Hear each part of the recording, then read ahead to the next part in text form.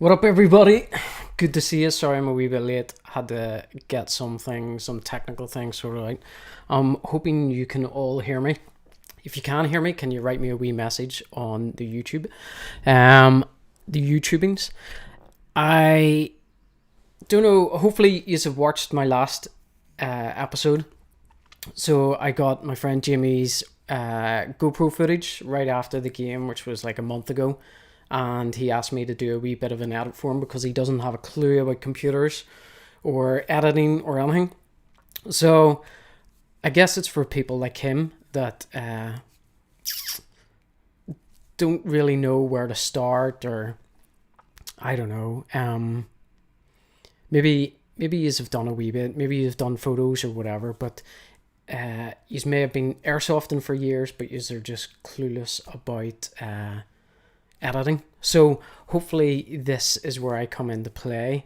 I know quite a few of my friends have GoPros or various action cams, and they film all their airsoft games, but they've never ever done anything with them. And it's such a shame because you want to get them out there and watch them back and make them viewable as well. You don't want you don't want 2 hours worth of footage of running through a field and getting like 3 kills or whatever like that.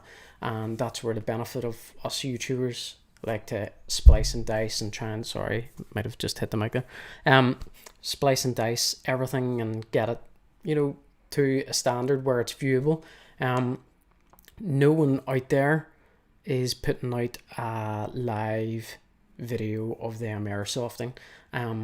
And it's the same as movies. If you watched a character, jump in a taxi and you seen their taxi drive in silence with the taxi driver, and then he turned up at the next scene, the 2-hour movie would be gone, and yeah, it wouldn't be a good movie. So that's what we're doing. Let's see who all's online. Where are you all from? Let's see. We have Fox Green in the house, apparently. He is hailing out of Ireland. Check his YouTube channel out.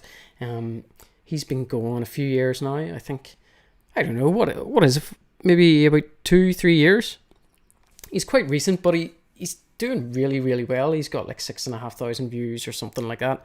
Hatchet Havoc's online as well. Good to see you, dude. Hutchie is on. I don't know if you guys seen Hutchie's video, but he just posted up. Enz is online as well. He's from the UK. So Archie's from the UK, Havoc's from Ireland, Fox Green's from Ireland. Jamie Flanagan is in the house as well. Son Ranger X, Catherine Longridge, who is Evo Athena, who is my partner, who's probably getting the kids ready. So thanks for taking care of the kids while I do this. So yeah, let's see, 2 years. Fox Green is 2 years, and there's Blackhawk online as well. It's good to see you guys. Thanks for tuning in. So yeah, I don't know whether you've seen my Instagram and things like that, so we're going to be going over footage and things like that. But before we do, let's talk a wee bit about cameras. So my background is cameras. I haven't been a professional videographer or filmmaker or photographer for any length of time. Basically what kickstarted it was I have a sound and lighting background, thus I'm really good at lighting things, which is really good for camera.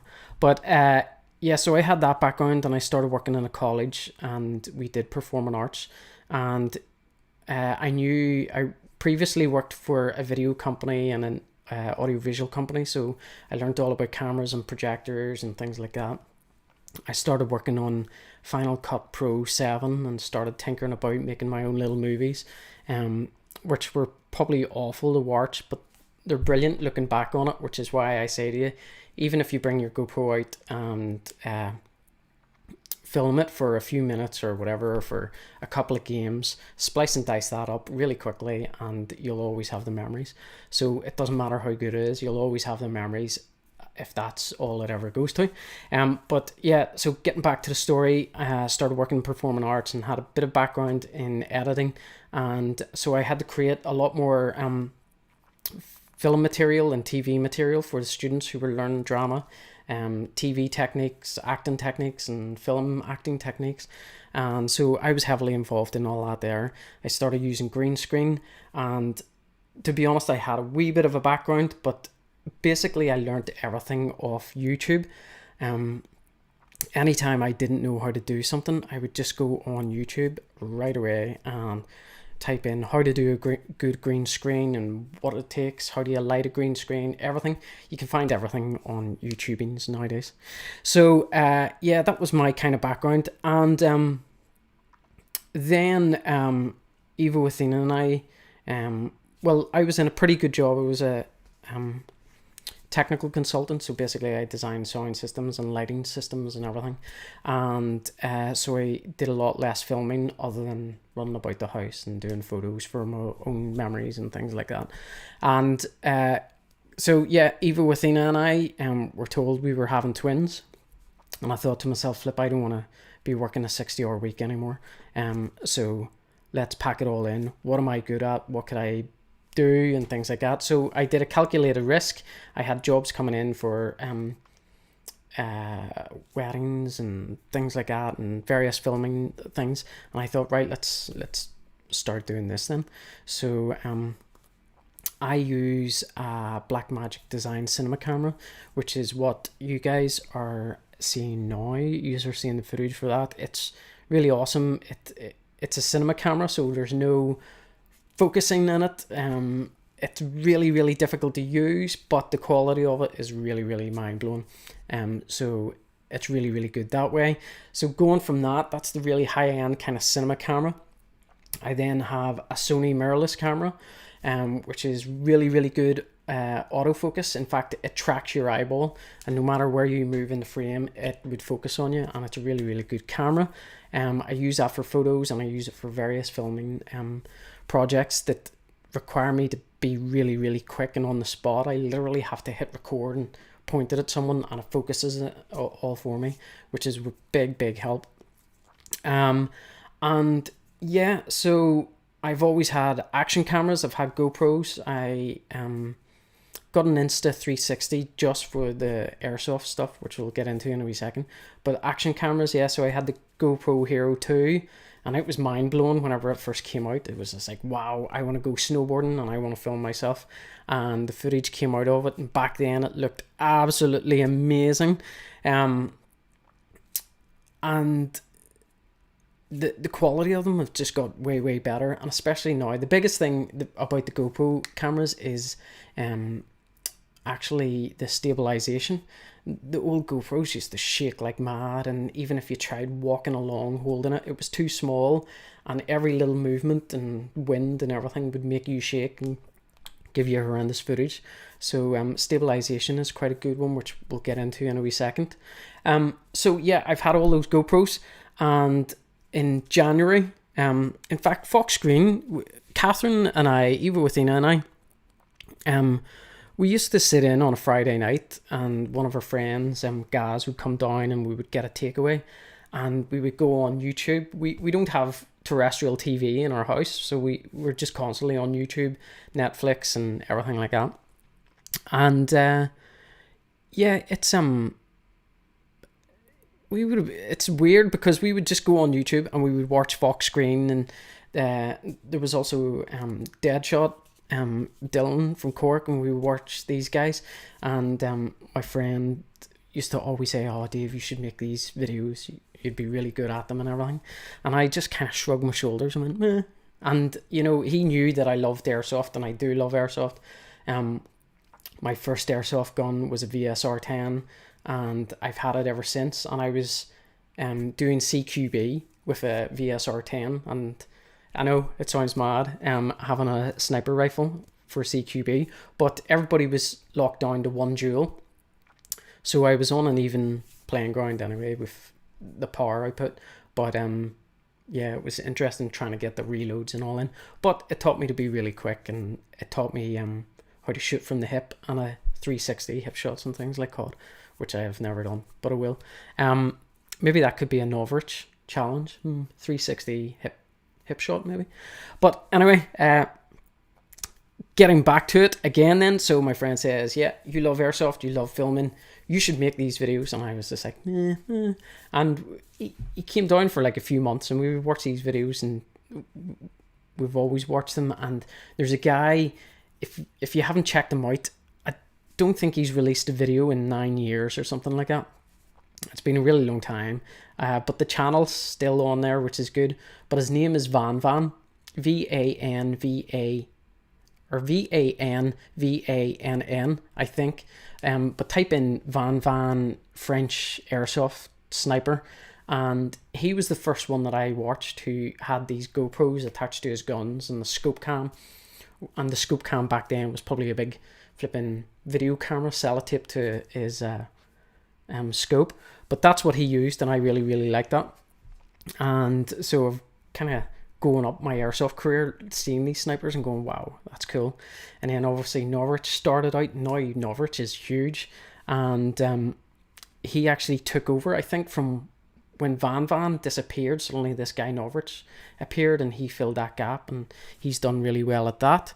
And yeah, so then one January, I don't know, or January there, one week in January, I don't know why, but I just decided, do you know what? I'm going to start making airsoft videos. And I went out that week, and even with Anal will tell you, I just went out. So this brings me on to my first topic, which is cameras. So I had to go out and buy cameras. Now there's a lot of cheap Chinese action cams.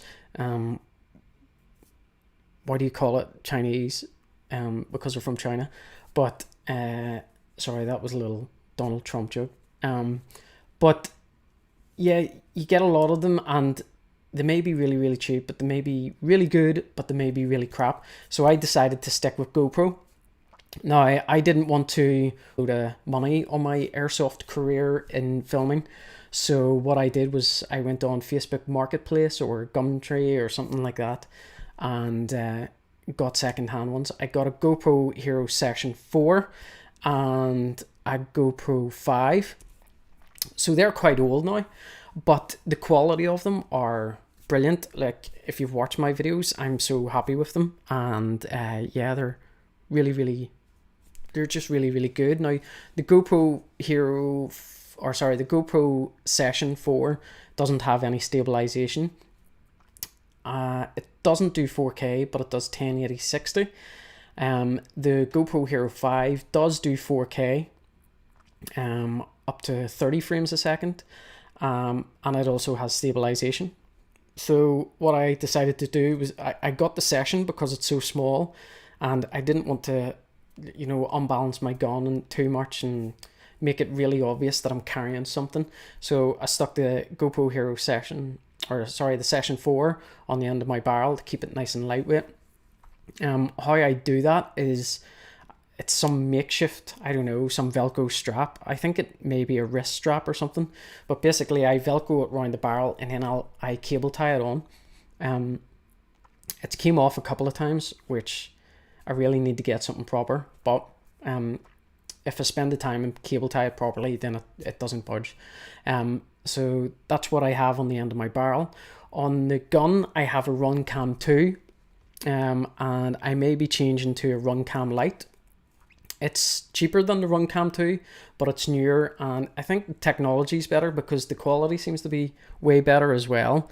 Yeah, there's Harchion saying, I bought all my cameras from Facebook Marketplace. Yeah, it's a brilliant way of doing it, rather than going into Lidl or Tesco's or wherever and buying like a really cheap one, or even Amazon. Let's see, if you have a selfie cam, it doesn't need stabilization, only need it for a head cam. I used the Session as my selfie cam in the beginning also.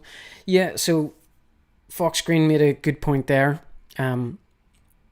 Also, I also find he's saying that you need stabilization for your head.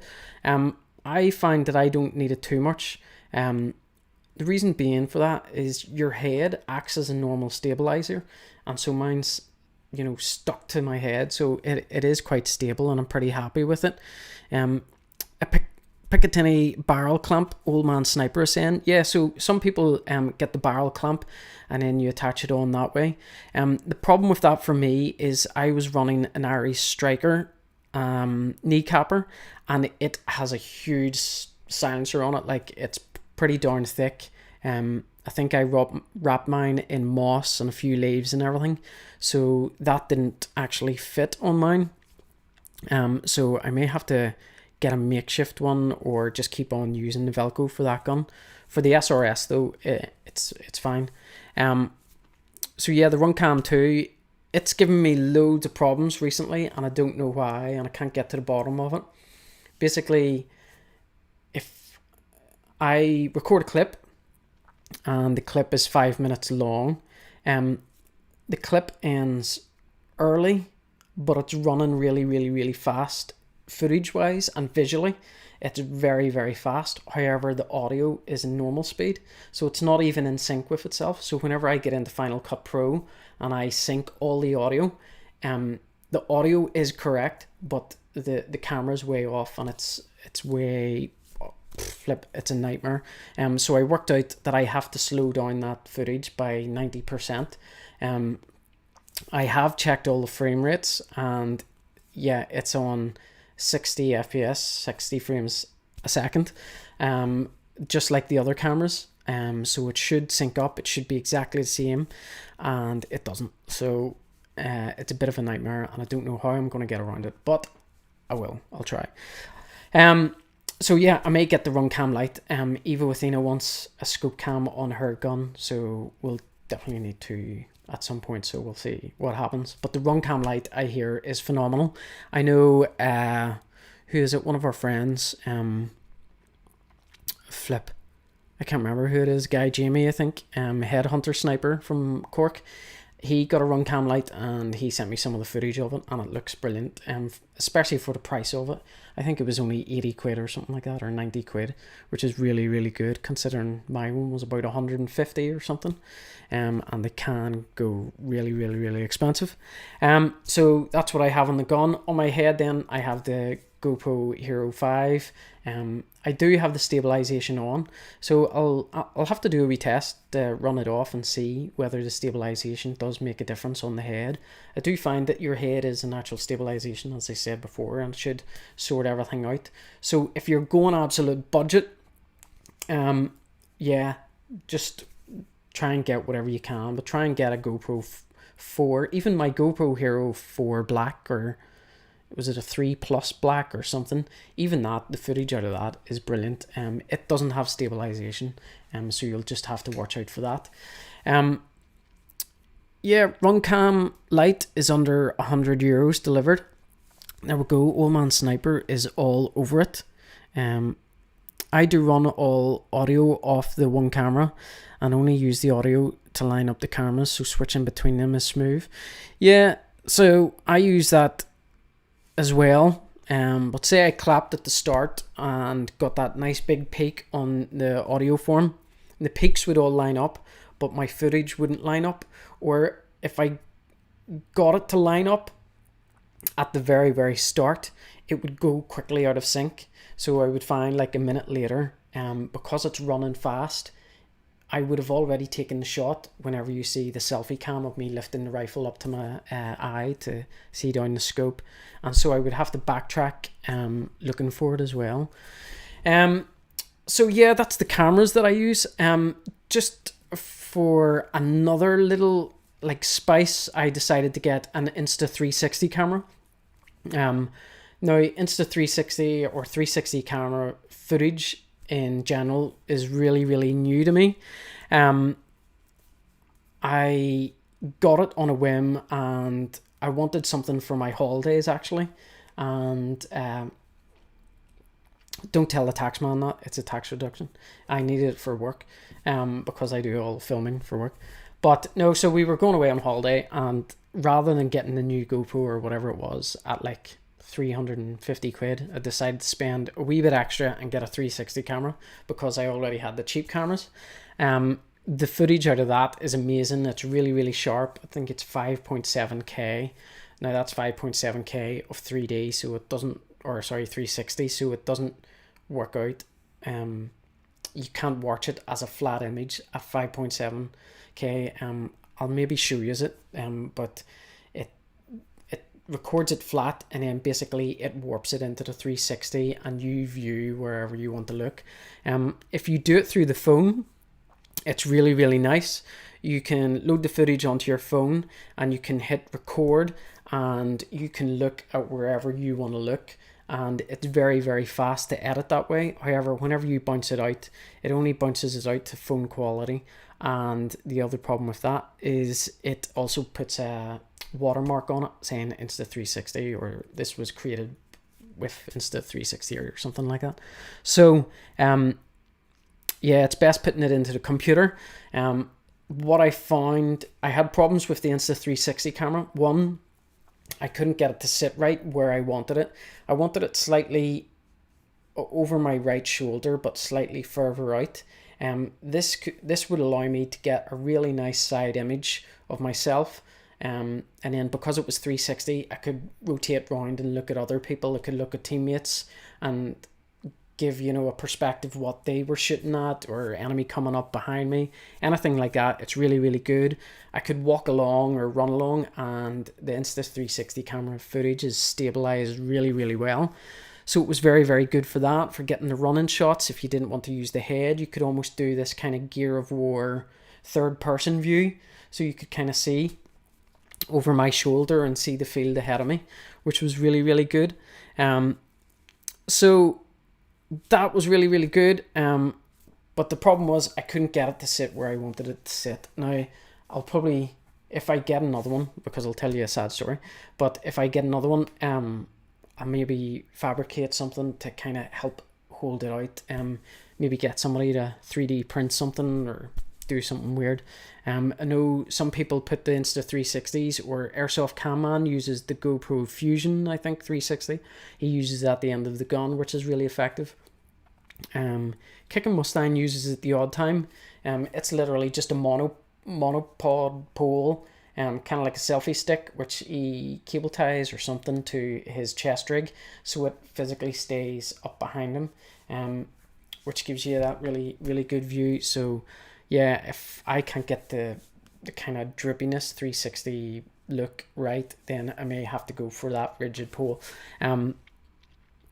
as well. So the problem with the 360 camera is, once I import it into the computer, I have to use the Insta360 Studio software.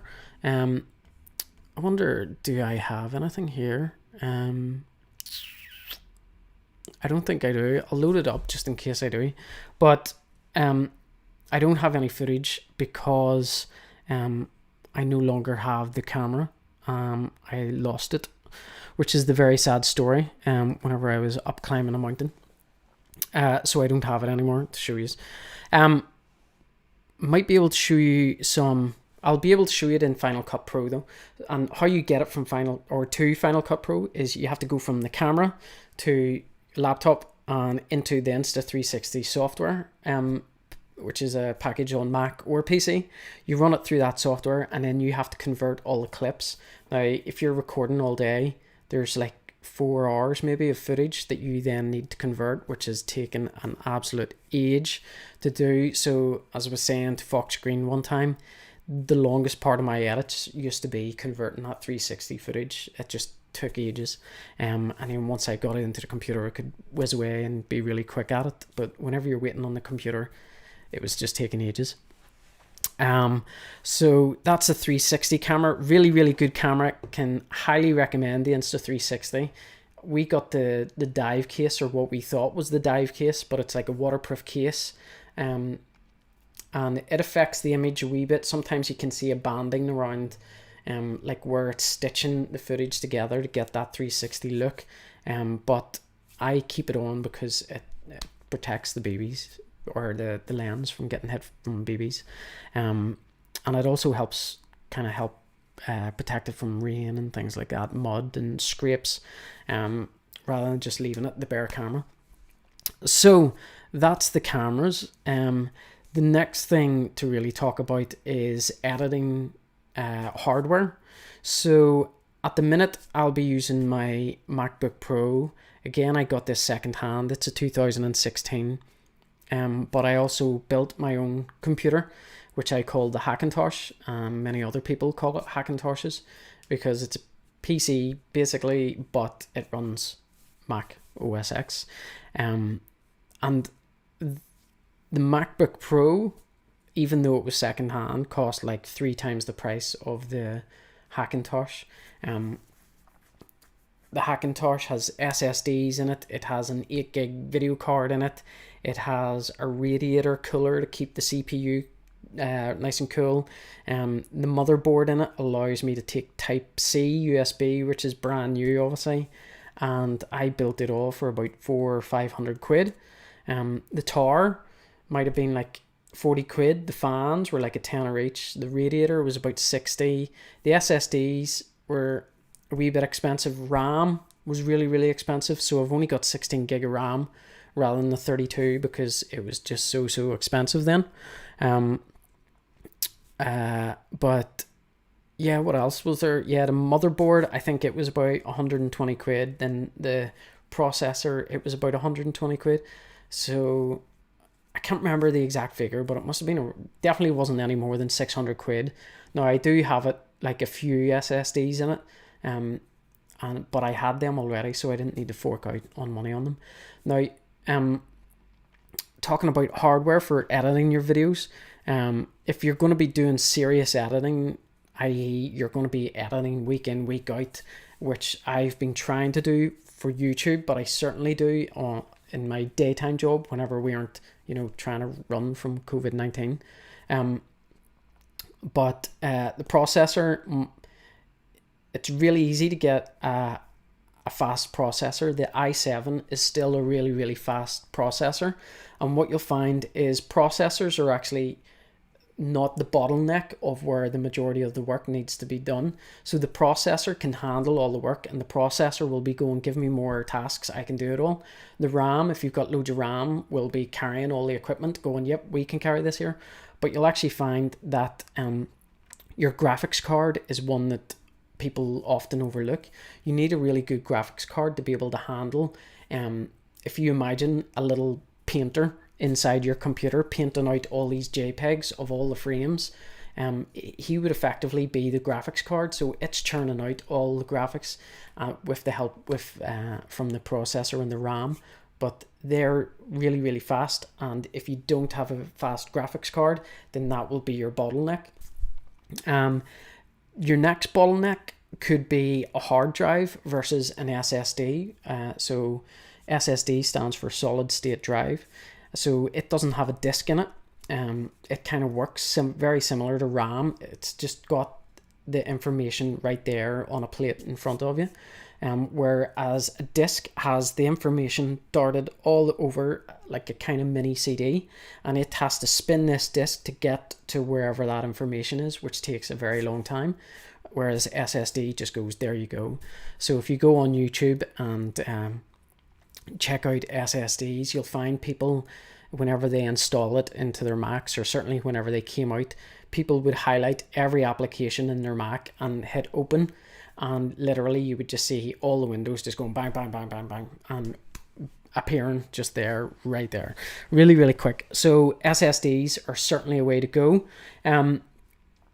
If your laptop doesn't have an SSD, but it has Type C, which is a really fast connection, or a Thunderbolt 2 or Thunderbolt 3, they're really fast connections. So you could get an SSD caddy, which I probably have somewhere. Yeah. So this is a little caddy. That's one of the SSDs, and it just slots in there. And this one is a USB 3. So it's a really fast one, and it helps limit that bottleneck, and helps to get the information to the processor and to the RAM. So I may be going into too much detail here, but some people don't know the info and they're asking what laptop to get. This one has an SSD, or this has loads of memory, or this has like a really fast processor. I'm just letting you guys know that some of those things you need to look out for. A graphics card is definitely would be my number one thing to look out for, because Number one, in a laptop, you can't replace a graphics card, I don't think. Otherwise, it's very, very difficult. And what was number two? Can't remember. But anyway, yeah, the graphics card is a biggie. Now, if sorry, that'll bring me on to my other point that I was going to make. If you're going out to buy an editing computer, don't get a laptop, because a laptop, you're spending the money on the portability. And if you're going to be editing in the house, then just get a tower. I know it's a lot bigger, but just stick it, I don't know, under a table or something, and get a nice big screen and edit on that there. You'll find that you can then very easily open up the side of it, take the graphics card out after 6 months when you've saved up a bit more money, and stick a new graphics card in it. If you run out of, like, you want a new processor, you can take the processor out and put it in, whereas with a laptop, it's very, very difficult to do that. So yeah, don't get a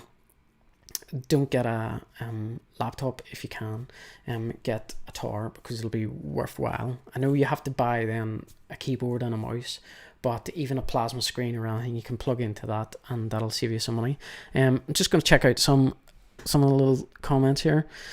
I wonder, is there a way of factory hard resetting the Runcam 2, some sort of button combo maybe? Yeah, I'm not too sure. The Runcam thing is a bit of an awkward one, because I have tried to duplicate the problem, and what I did was I loaded up the world clock on my laptop, and I held the GoPro back on the kitchen table or something, and I hit record, and I clapped at the start in time with the clock, and then I ran it for 15 minutes, and then at the end of the 15 minutes with the clock still in play, I clapped again, and it was all in sync, and it hadn't sped up at all, which was really random. And then I went out for another gameplay just thinking that it was a freak problem, and the same thing happened. So I'm really not too sure. I even tried it the other day to do because someone had said that or I think in the manual it says that you can't charge it while you're using it. I use a power bank, which we all do, and yeah, it might have overheated or something like that, but I tried duplicating it again and ran it on the table. So the only thing is that I think of is maybe the shaking of the gun or something. I don't know. But yeah, factory restart, and apparently the firmware is up to date as well, so I can't even update the firmware. Yeah, so Foxscreen is saying that you can do a factory reset. Yeah, that'd be good. Jackal's in the house. Nice to see you, Jackal. If you haven't gone on Jackal Airsoft's or Airsoft Jackal's YouTube or Facebook or Instagram, get on there. He's doing a competition at the minute, and he'll be introducing you to a few airsofters as well, which would be really, really nice. So get on that. The prizes are pretty good. I think he gave away a gun in his last competition. And a silencer, I think. Yeah, I think it was a Tokyo Marie MK23. So nice one, Jackal. Big fan. He also sold me the Novarix scope that I have on my gun because I broke mine. Dun dun dun. Yeah, so Foxscreen is saying basically similar to a decent gaming computer. Yeah, you're absolutely right. Gamers love to run their games at 96 FPS or 120 FPS. So then they see the kills before it happens near enough, because if you do it on a 24 frame screen, by the time it shows you what is happening or the player has turned around the corner, they've already got it because they're getting it fed all those frames. So yeah, there's Phoenix Feather Airsoft. Yeah, it's the Runcam 2, dude. Having loads of problems with it, so Runcam Lite maybe on the go. Don't know. We'll see. So yeah, that's the hardware then covered. Don't go for a laptop, although I'm using one today, but the only reason I'm using it today is, one, I wanted to do it at my desk, which is a nice background, and two, it means that I can have Final Cut open on my other desktop, and I can see it more clearly whenever doing the live stream. So that covers that. There was another wee thing about hardware. Oh yeah, batteries then. At the minute, I run only battery to my scope cam and my rifle cam. I actually don't use one for my head. For some reason, the GoPro 5 battery is phenomenal and it lasts me the whole day.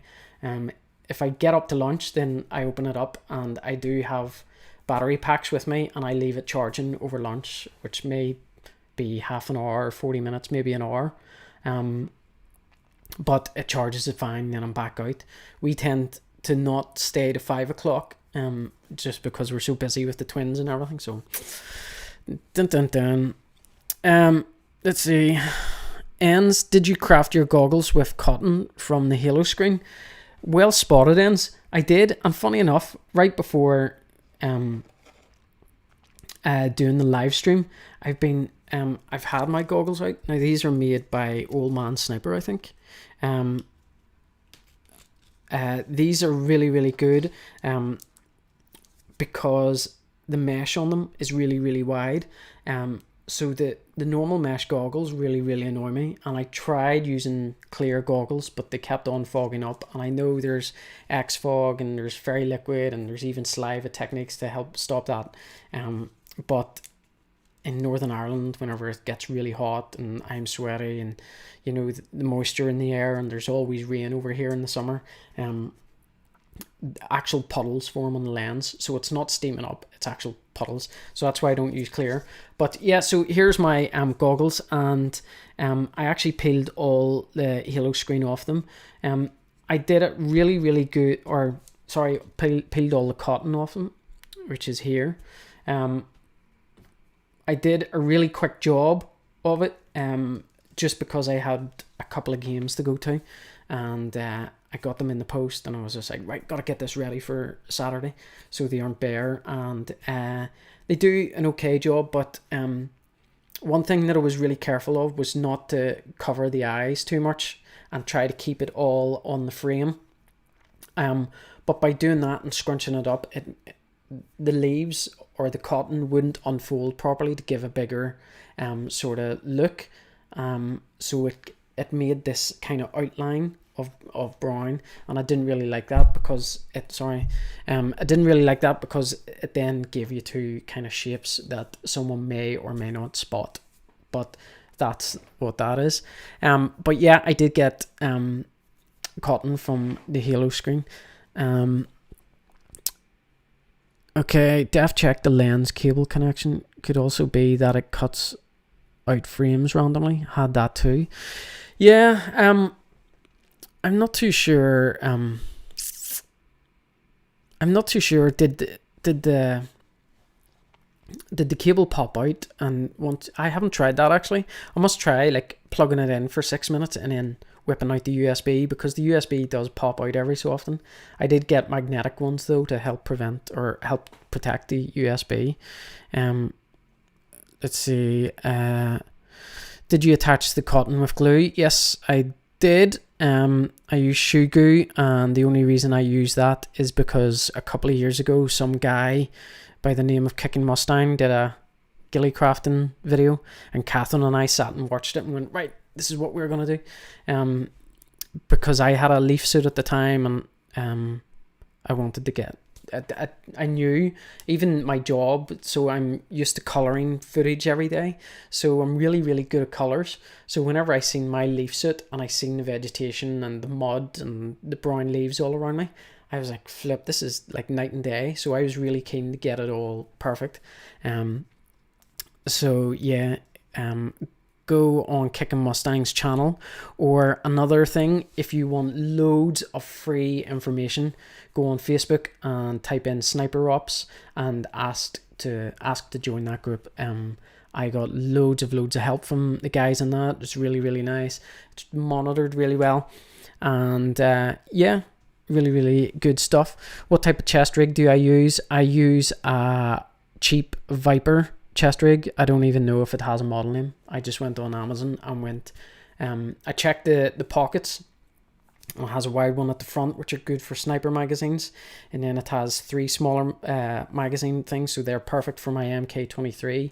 And then it has a couple of wide pockets outside the big one. So I have two mags, two MK23 mags in that one pocket that's velcroed round, and then I have another pistol mag which I use another magazine. There's a magazine in the gun which is a double tap designs holster, and it attaches on, so I'm cross drawing and it's got a mag. So I've got I'm running 4 mags, and the other pocket to my left of the center pocket holds my Thunder Bee grenade, just for whenever things get hairy. Okay, radio silence, I will do that. Send me a wee message on Instagram if you could, aka Staten, all one word. But yeah, I didn't have any issues until that one day, and now I'm constantly getting it. And I've noticed that even in the folder, it creates like a text file of some, I don't know, it must be some type of, or I looked it up online, and it is like a warning text thing that says pretty much that your camera stopped recording. So that's what that is. So yeah, I don't want to talk too much about gear, well, about my guns and things like that there. We'll leave that for another time. I've advertised it to talk about editing videos, so that's what I'll do. What's everybody running? Are people on Final Cut Pro? Are people on Premiere? There's Sony Vegas. Is there anything else out there? What are you guys using, or do you not have anything at the minute and you are looking? I know Adobe, I think, is possibly a subscription thing, so I don't know whether you can try it out for a month and see if you like it before you buy it. Final Cut Pro, certainly you do have to buy at the start. I think I bought it many years ago, like about 6 years ago, and Apple just keep on giving you free updates even though it's changed, so that's really good. iMovie, yeah, iMovie's really good. Sony Vegas Pro, really good. I know there's DaVinci Resolve as well. Now DaVinci Resolve is a bit of an odd one. Basically Blackmagic Design bought over the company, and Blackmagic Design are the company that do DaVinci Resolve, and normally Blackmagic Design only created it for coloring, and so all the Hollywood movies, well, a large majority of them would have used DaVinci Resolve to color their footage and then send that footage on to the editor that would have edited it. But it's now kind of opened up, and I think they're trying to make it a lot more customer friendly. Now there is a free version, and the only difference between the paid like £600 version and the free version is the noise reduction and one other feature, which I can't remember, and that is it. Everything else is exactly the same. The layout, it's not like iMovie versus Final Cut Pro, it's the exact same software. So if you're really stuck, there's loads of DaVinci Resolve tutorials, and it's really good. As I say, Hollywood uses it day in day out. Lots of TV colorists and editors are now using it. And the other benefit, even if you're on Premiere or Final Cut Pro and you want to go to it, or maybe as say because you don't want to pay a subscription to Premiere anymore, download DaVinci Studio, I think it's called, DaVinci Resolve Studio, and give it a go and stick on some tutorials, and it should be all good.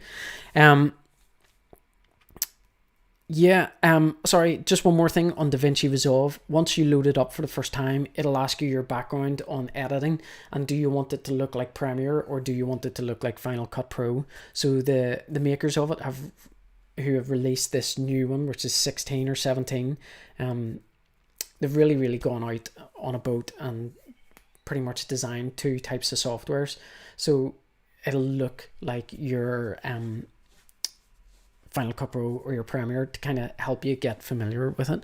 So it's really good. It costs nothing, so why not? So everybody download DaVinci Resolve. I have it because I use my cinema camera. It shoots in RAW, and so I can only use DaVinci Resolve for that RAW footage. I think Premiere Pro released a plugin that allows you to import the RAW footage, but Final Cut Pro still aren't. I think Apple are being a wee bit funny because of the licensing or something. So yeah, let's jump straight in then, shall we? Let's have a wee look. So I'm using Final Cut Pro. Anybody that's not, just bear with it. There'll be a lot of differences, but a lot of similarities. So here is all my sort of projects of actual timelines. So I have copied Jamie's timeline in, and this is all his edit done, which we'll be going over today. And this is where all the footage is. So if you want to click on a clip, just whatever one that you're doing, let's see, it's hard to find these. Oh, there's the 360 camera stuff. So that's what it looks like. It's kind of this big weird, it's almost like an atlas. If you ever remember those flat poster atlases, and you look at the equator, that's effectively what that is. So I'll actually be able to show you how to edit that. If anybody is interested in 360 camera footage, let me know. Just say yes in the comments, or say something about the 360, and certainly I'll go into that. But it may not be for everybody, and it is a wee bit advanced. So yeah, you would normally click on your clip. There's DJI. So I also have a drone, which is a Mavic 4K Pro. Pretty good quality. I know there's newer ones out there, and even actually Fox Green has the Mavic 2, which is the newer one, but he has the Mavic 2 Zoom, and it's class, like, because he uses it for reconnaissance on milsims and things. Go and check it out. Fox Green, I don't know if you can post in a link or anything, but show them that. And also check out his homemade DIY bomb that he's made. It's almost like a mortar round made out of a Nerf gun, and he's designed a special little hook that holds this mortar round, and he flies the drone with this Nerf ball over the enemy and releases it. And I think the site owners all know about it, so they make it a 20-meter kill radius, which is huge. So whenever you hear this thing whistling down towards you, you better get in undercover. So that's really cool. So check that out. But drones are getting really, really cheap nowadays. I did have a Spark, and I think it was about 300 quid. So you could always get one of them if you're interested in drones. You might be able to pick up a second-hand one for maybe, I don't know. There might be about 150 quid now, because there's newer ones out. There's Fox Green saying the Zoom is useful. I will link there now. Cool. Yeah, so if you want, check out that link. I highly recommend it. And obviously Fox Green's a bit of a legend in terms of YouTubings, so check out all his videos. But definitely that one, I think I'm not too sure if it's a milsim, Foxy Green, but there was one that we watched one night, and yeah, you were doing reconnaissance. Pretty sure it was a milsim, but if there's that one. But yeah, so that's obviously the drone footage. I've deliberately put drone footage in this clip for Jamie.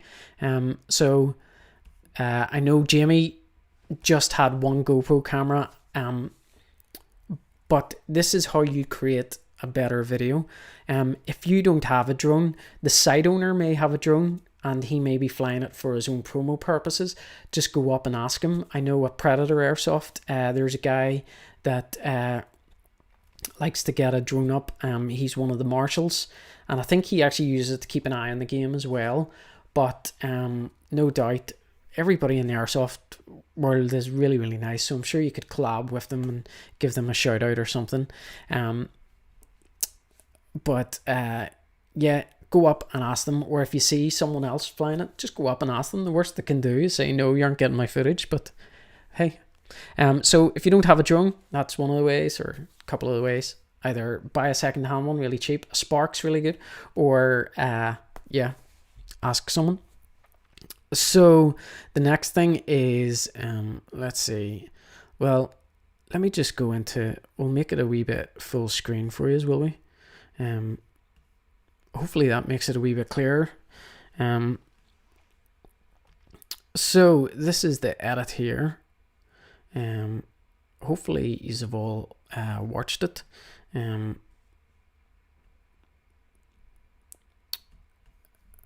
So it starts off with this flashy drone footage, graphic overlays, and if you watch my video, you'll actually notice that I put a spell mistake in by accident. So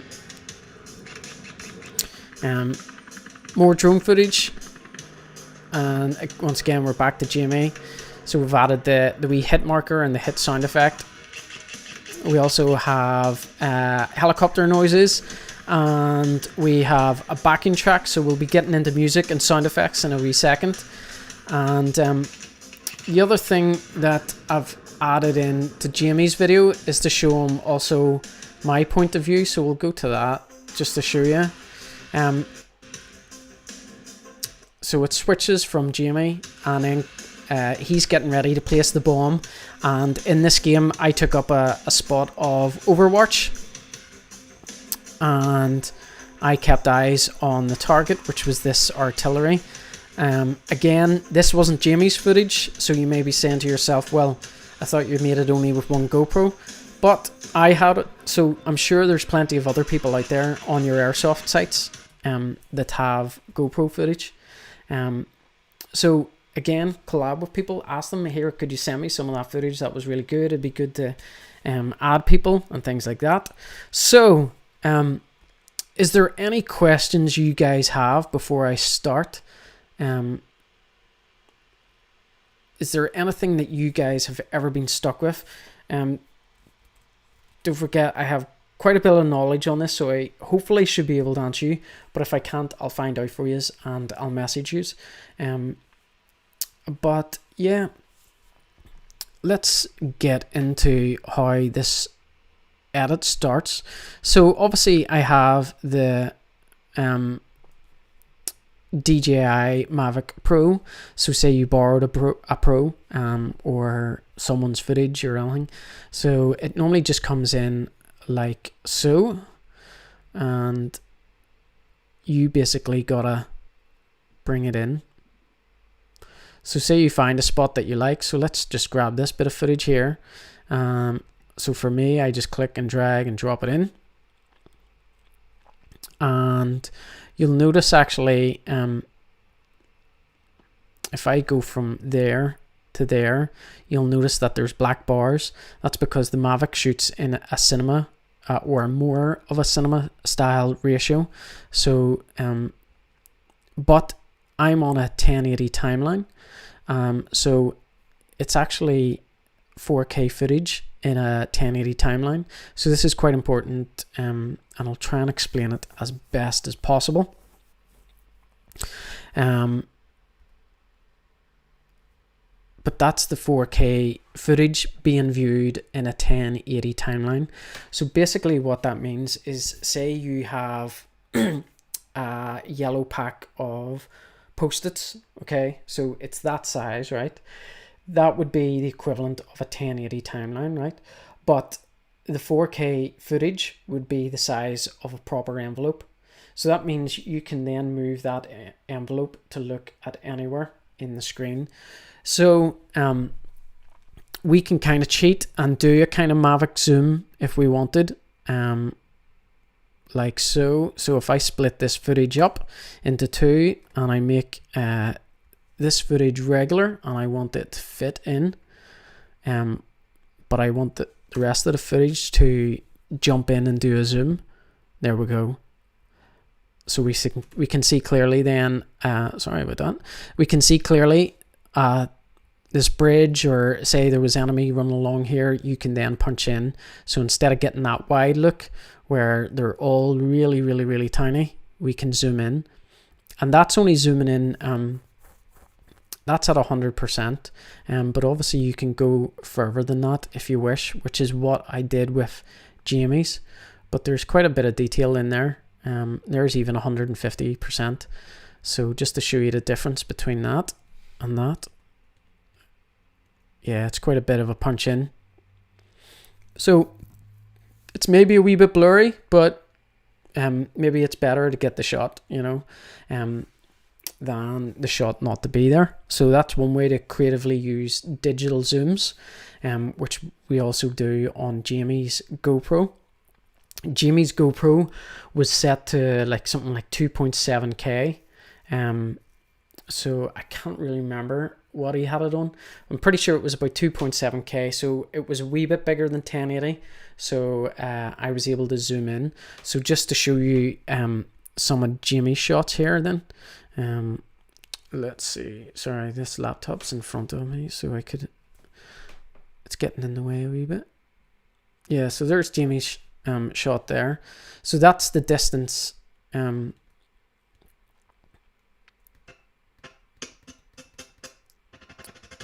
That's the zoom. Let me just check. What I'll do is, sorry, I'm just trying to see. Yeah, that's it. That 2.7K, I think, which he had it on, or whatever footage, for me to fit it in down to be able to see all the image, i.e. to take that envelope and to fit it into the yellow post-it, I had to zoom it down by down to 71%. So it's not at 100%. So the next clip, let's see. It's at 150%.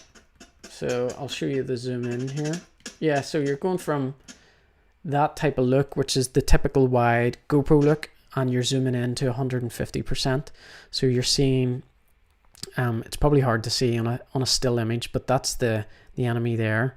And if I hit play, you'll see Jamie pop up and hit him. Again, there's another enemy here. So that's the enemy there. He's wearing a black helmet. So just to show you the zoom again, that's the 70% or 71%, and knocking it forward is 150%. So any of you guys that are AEGs, there's Stigmas in the house. Sorry, I'll read the comments in a wee second to see what you guys are saying, but to be a wee bit more cost effective, sometimes you don't need a scope cam. Especially over here in Northern Ireland, we're only at 1 joule, so we aren't shooting like 70 to 100 meters. All our engagements are typically, like, you know, there may be the odd shot, but typically they're below 40 meters.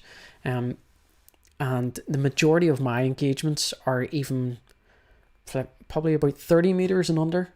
Like maybe about 80% of my engagements are, you know, that sort of distance. So they aren't an awful distance, and I would be sniping.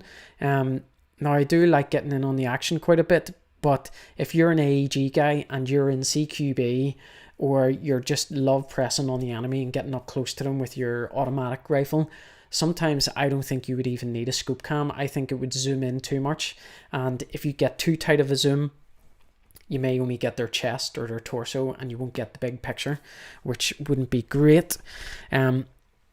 So yeah, Jamie doesn't have a scope cam, as you can see, but we're effectively showing who he's shooting just with that digital zoom. I hope I've explained that kind of envelope to post-it kind of look for you. It's kind of hard to explain, and definitely if you're trying it, give it a go.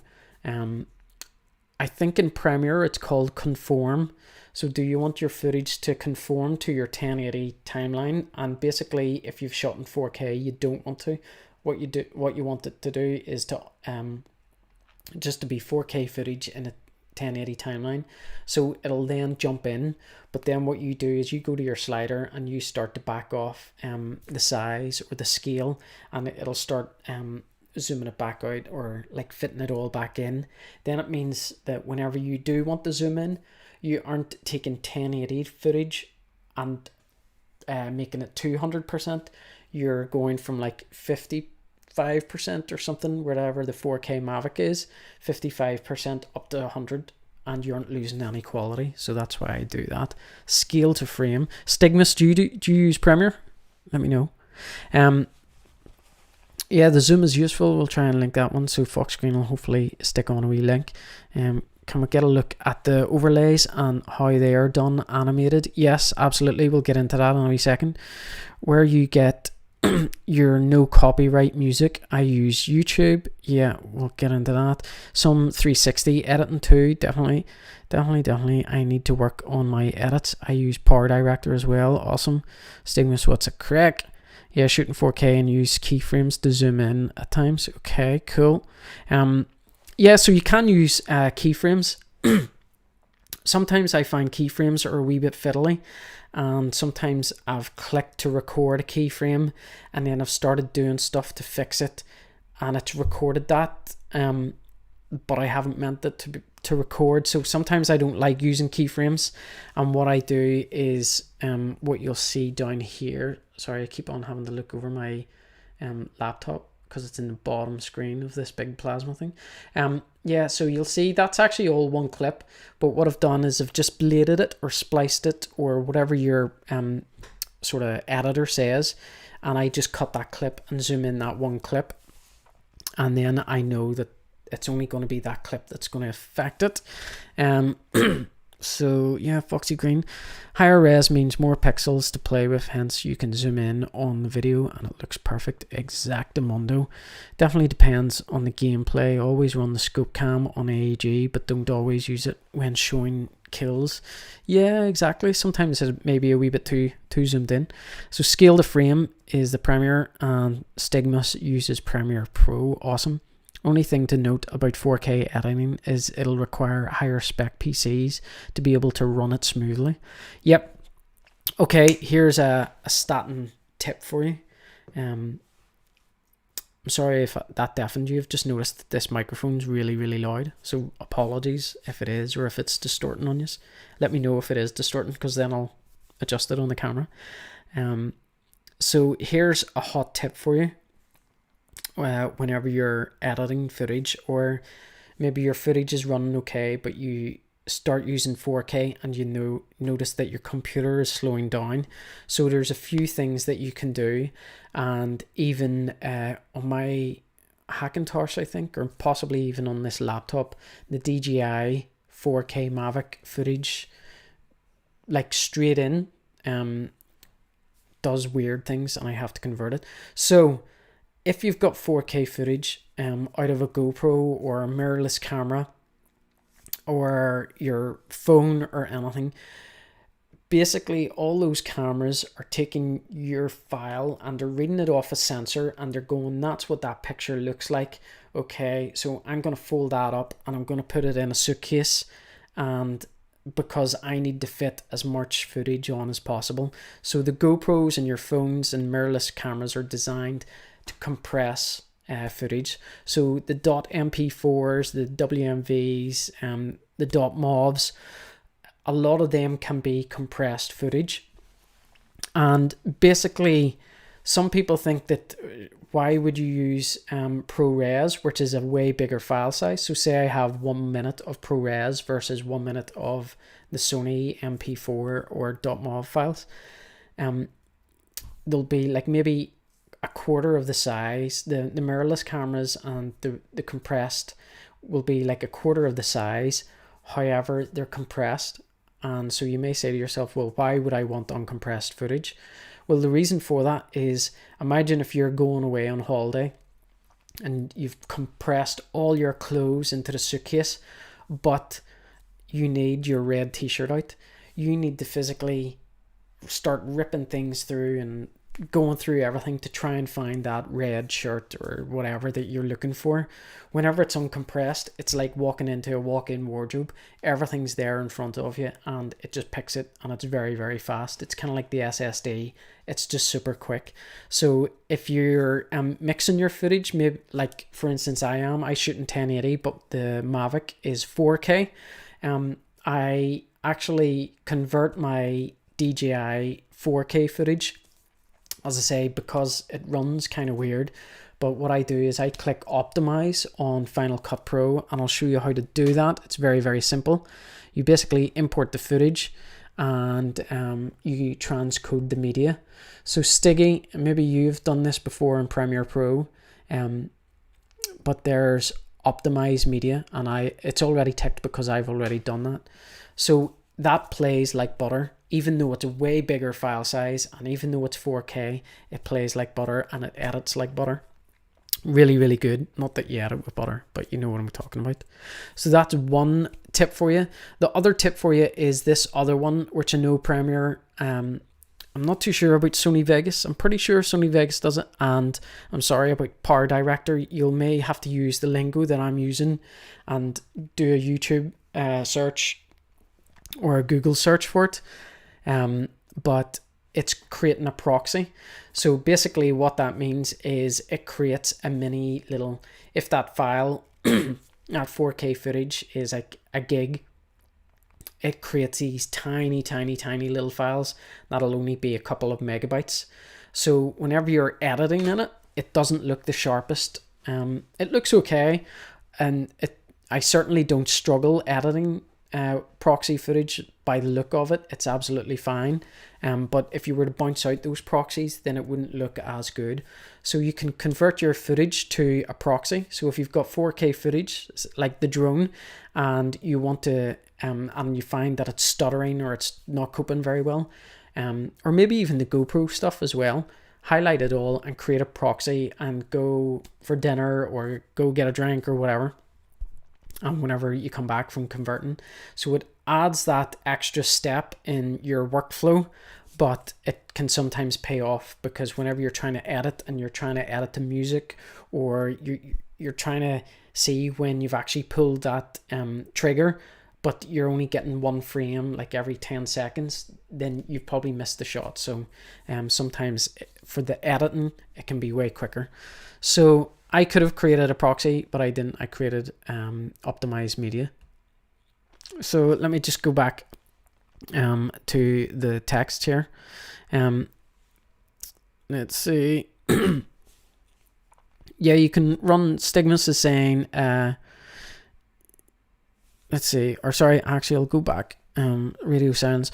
Only thing to note about 4K editing is to require higher spec PCs to be able to run it smoothly. Yep. So we kind of covered that if you don't have a high powered PC, you can convert the footage, or you can create a proxy. So those are the two tips that I would give you there, and it should run like butter. If it's still not, it could be the hard drive. In which case, if you switch to an SSD, which are really, really cheap on Black Fridays on Amazon, or even if you search in on Amazon, whenever a deal does come up, their marketing system will go, hey, this SSD is now half price or whatever. So even if it's really expensive for you, there may be a sale on at some point. So definitely do a research.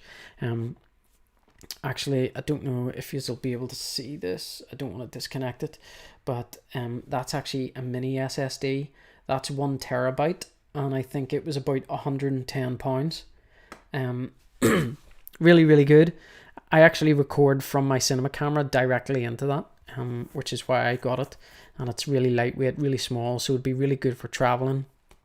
And as I say, it's a 1 terabyte SSD, so it's got enough space that I need, and it's also as fast as I need. And I think there's a newer version which is like 6 times faster than that, which you wouldn't be able to optimize because you wouldn't have a processor as quick, so, or RAM as quick, or graphics card as quick. So that would be your new bottleneck. Let's see. So yeah, you can run your timeline as 1080 and render in 4K. So yeah, there's a guy that I follow on YouTube. His name is Matty Hapoya Stiggy. He's Peter McKinnon's best mate. He did a video where he says, okay, I'm going to show you this edit that I've just created, and I want you to tell me which one is the 4K image. And it was very, very difficult to choose. It was A, B, or C. Was it 720p? Was it 1080p? Or was it 4K? And you know, if you had a pen, you could write down which ones you thought were which. I got a few of them right, but a large majority of them I got wrong. Which just goes to show that 4K is maybe still overrated. Now, I have a 4K TV, and here's another thing for you, I watched the video maybe on my Apple Mac on Safari, and Safari YouTube doesn't support 4K anymore, which I never knew. So I've been watching loads of stuff and it's only been in 1080. So you can go on Chrome or Firefox if you're on a Mac and you'll get the full 4K image, but for some reason Safari doesn't support it. But anyway, yeah, that video, loads of people got it wrong. They couldn't, like 720p is like, you know, if 4K is an envelope and a yellow post-it is 1080, a post stamp would be 720. And he's stretching that post stamp out to 4K. So the computer must be doing a really good job at rendering the 720 up to a 4K, which is what Stiggy's talking about. So working a 1080 timeline and upscale to 4K. So I did it with this video and the last video, I think, of mine. I think. I'm not too sure. Yeah, I did. So I'm not too sure if it looked any sharper. It's probably one of those things that you maybe even need side by side and to stare at them for half an hour and then go, yeah, I think it's this one, which nobody ever does. So let's see. Sorry, there's a lot of chat going on. Should you have a 4K screen to be running edits on 4K, or because you're dropping it to 1080? Should it be okay? So Hatchet Havoc saying about screens. This screen to my right, which you guys can't see, it's not 4K, it's Ultra HD, or sorry, it's not even Ultra HD. Ultra HD is 4K. It's Quad HD, so it's kind of like halfway in between 4K and 1080, whatever that is. And the benefit of using a higher pixelated screen means that you can fit a lot more on. So I could have two windows open and they'd both be really sharp, which is really, really nice to do. One of my friends, in fact, one of my mates and I, we were both talking, you know, should we go to 4K screens? And my new MacBook Pro, sorry, it's a 2016 MacBook Pro, but its default setting is actually lower than 4K. However, it's one of these high spec retinas that do go up to 5K. But whenever you click 5K, so if I loaded up Final Cut Pro in whatever its natural resolution is, and click no, I want more resolution, and thump up the resolution to whatever the screen can handle, the text goes tiny and you really need a magnifying glass to see it. Now, it is pin sharp, but it's too small and you would be straining your eyes. Even though I edit some of my footage, like my cinema camera shoots in 4K and I've been using 6K raw footage as well, whenever I'm editing them, I'm still using a small window, which is like, you know, smaller than A4 to edit it. So you aren't getting the full benefits of it, and it's not like colorists or people in Hollywood, you know, color grade in the cinema with these big mad 6K projectors that are 20 meters wide. They still just use these screens, and if it looks good on those screens, then it'll look good on the cinema screen. So you 1080, I haven't used a 1080 screen in quite a while, because, well, I had a 1080 TV that I used to use as an extra monitor, but it was just, the text was too big. I couldn't shrink it down. So the Final Cut Pro window was really, really big. The font was all really, really big, and you can't change it because that was as big as it could go. But whenever I put it into 4K, then it goes smaller. So that was one of the reasons why I don't use a 1080p screen. Only if you're using a laptop, or you're using a primary screen which is small, and then you're coming out into a bigger screen, by all means get a 1080 screen. It'll look great. Let's see, you could do it on a 1080 screen, but it'll only look like 1080. Ideally, yes, Tommy, but majority of people still only have 1080 screens. Yeah, so that's the other thing. I think Japan are up to 8K TV, but there's something about 8K and even 4K, and a lot of cinematographers, and you know, I have this kind of problem whenever I'm shooting some stuff. 4K is way too sharp. There's just too much detail. So there was like a famous story, the local TV crew who were the news reporters, 6 o'clock news, a lot of females started saying no, they didn't want to change from standard definition to HD because you could see every little wrinkle or imperfection or whatever. Yeah, because it gives you that kind of unnatural look. It's too sharp.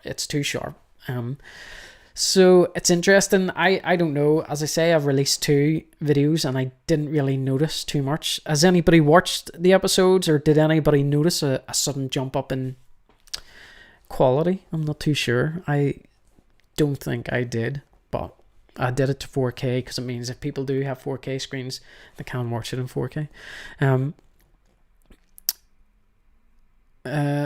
So Archid Havoc, that's what I was thinking. So the idea is to upload top 4K, so it's the best 1080 that can be uploaded. Well, yeah, you can I'm not too sure what you mean, but you can take your 1080 footage, which is what I do, and upscale it to 4K.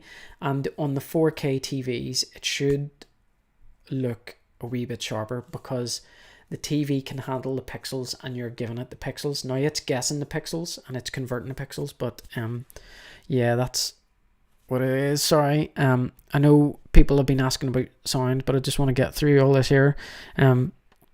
Proxy is what you use in Premiere. Yeah.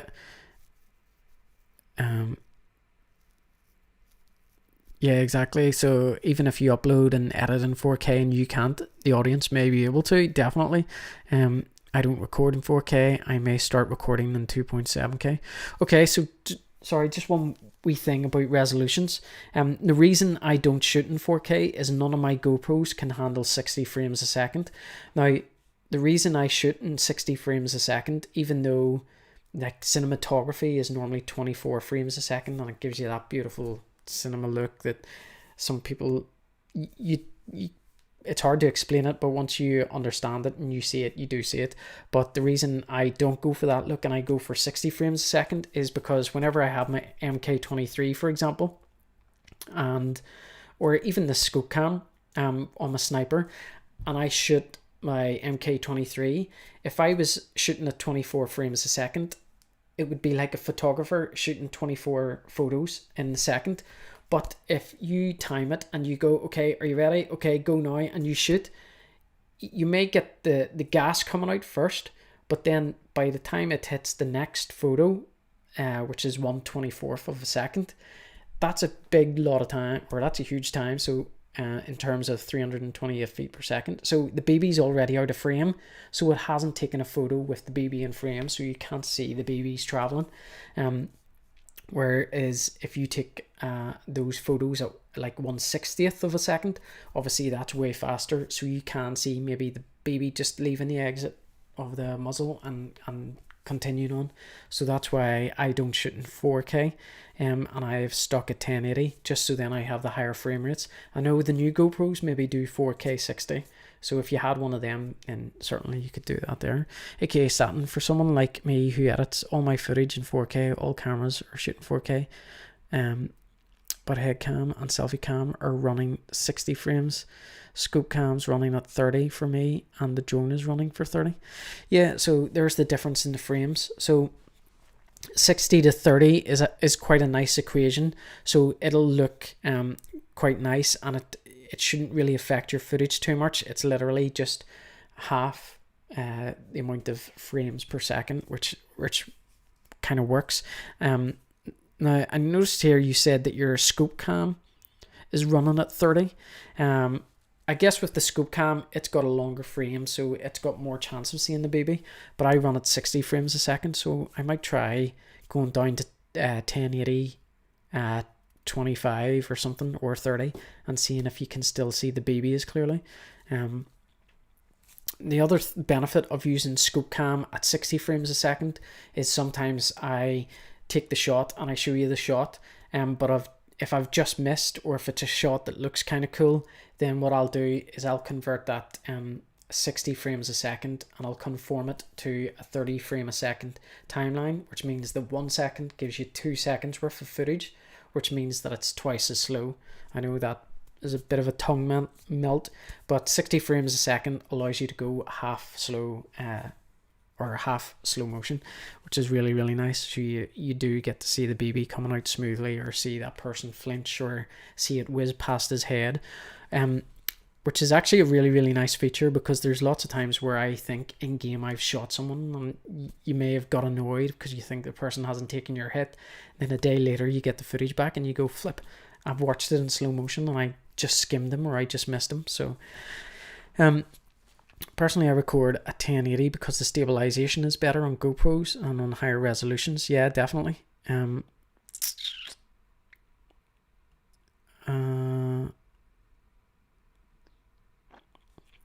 Plus smaller files and easier for rendering.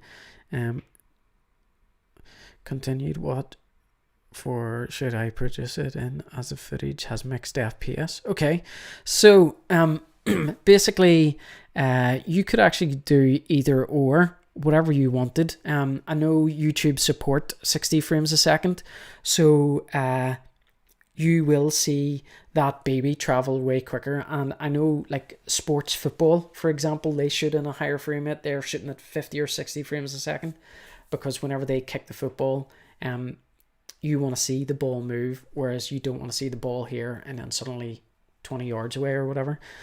So I would possibly look into doing the 60 frames a second. That'd be really nice. It's really weird to look at.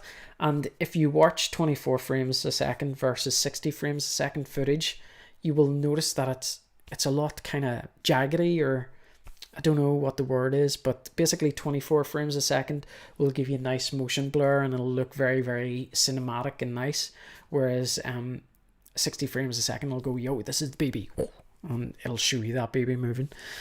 So yeah, I would try going up to 60 frames a second and see how you like it. Otherwise, basically what the computer will do if you're rendering out at 30 frames a second is it's taking the photo of the baby just out at the muzzle and goes, yeah, I'll leave that one in, but where's the next photo, which is the baby here? Now we want to ditch that one, so they delete that frame and they give you 30 frames a second. So it works quite nice, 60 30. It's a nice equation for the computer to handle the frames, but yeah, 60 would be good. And I'd like to do I'd like to start putting out, actually do that myself, only keep it at 1080. I record all the cameras at 60, but sorry, I don't record the selfie cam at 60. The reason for that is sometimes I don't hook up an external battery to it, and the 60 frames a second drains the battery way quicker. And you don't need 60 frames a second of you just looking at yourself, because you aren't doing any big movements. The scope cam, I would definitely try and get that up to 60 frames a second to see that baby travel. So sorry, I know I missed a few questions. I'll have to scroll back up. Someone was saying about music and sound effects. So this is quite a biggie. I know loads of people struggle with getting royalty-free music, and especially people that are wanting to monetize their videos. Now I'm not at that stage, but anybody that is monetizing their videos, they may get a copyright claim. So if you've used Dr. Dre or whatever, Kylie Minogue, whatever you're into, and you stick that on your video, that artist will get the money. I think 100% of the money that's made, as opposed to you. So right from the get-go, I've been uploading royalty-free music. Actually, well, it's not royalty-free, so I'll explain it a wee bit better. Basically, I use a company called Soundstripe. They are like Spotify. The interface is very much like Spotify. The only difference is it's not chart music. It's music that people have created for YouTubers or for filmmakers. They also have a sound effects section, which is not a higher up package, which I don't pay for because I generally don't use sound effects in my films. Excuse me. Although I have used a couple in this. how I got the sound effects for this, and even the Optimus Prime sounding voice for my last video. It wasn't actually taken from the film. Some guys had gone into a studio and tried duplicating the Optimus Prime voice, and so I got it from them. So go into YouTube, find the sound effect that you like. Here's another tip for you, or the royalty-free music. Click the URL, highlight it, and copy that URL. Go into Google and type YouTube to MP3, and it'll bring up a whole host of sites. Paste that URL in, hit convert, and it'll give you that downloaded file. However, me personally, because I use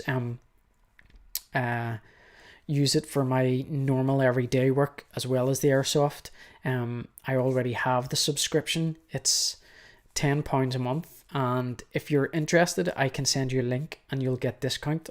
I think you'll get 25% off. But yeah, so it's like Spotify, and it gives me a whole host of music, and I can search for rock music, hip hop. Do I want it to go slow, fast? What instruments do I want to be in it? Do I want vocals in it, or do I want it to be, just instrumental? So yeah, it's really, really good for that. I know someone was saying to check out the 360 footage, which we will do. Yeah, overlays. Sorry, we'll get into the overlays then here as well. Let's see. Let's see here now. So, yeah, this is the overlays here that I presume that you're talking about. There are a few simple ones. Let me see. Yeah, so this is actually my overlay here. Now, for some reason, this is an actual plugin, and I'm not too sure why I used that plugin as opposed to using just text. But that text is an overlay. The TSK Plankton, it's just a text overlay. But it's a plugin. I think it was to get the glow and to get the look of it, that kind of head-up display look. It saved me creating, but I could show you near enough the same thing. So if we go into text here, and I go into title, and I go into custom, or sorry, build in, build out, and let's see, we'll take a custom, and I'll drop that in just so we see both text, and I type in here whatever his name is, TSK Plankton. So that's what a bog standard text will look like. I think I'll try and, I can't remember the font. I quite like this one. I think that is it. Yeah, so that's it there. So let's bring it down to similar scale. So that's what a text looks like, but obviously it doesn't look as funky as this one. However, there are ways around that. In Final Cut Pro, you could use a glow. So flick that on and we'll show the glow. At the minute the glow is yellow. So I want it to be white. So I've changed that to white. Sorry, that wee window popped up somewhere else there. And radius will be the size of it. And the blur, you want the blur to be up. And maybe take the radius down. So put the blur up. So you can get a fairly similar look. It's just not as clear. And that one seems to have a bit of blur the whole way around it, whereas that's kind of like just in the center. So that's possibly why I didn't use that text, but that's one way of doing that, just for the person that asked that. So overlays then, just to get in real quick, there is the hit markers. The hit marker is just a PNG. So I don't know whether you are familiar with PNGs, but a PNG, once you create like for instance, I just created that X with a outer glow of black.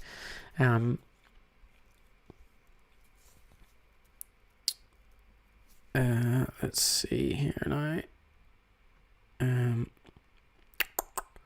Yeah, that's an outer glow of black. If I created that as a JPEG, then the JPEG would have probably put in a black background, which we don't want. So a PNG keeps the transparent background, so you can obviously see your gameplay footage, and it just overlays it on top. So sorry, you guys probably already know that. So let's get into sorry, I'm just looking at this footage because it's really hard for me to see. So yeah, let's have a look at all these overlays then. If I switch them off one by one here.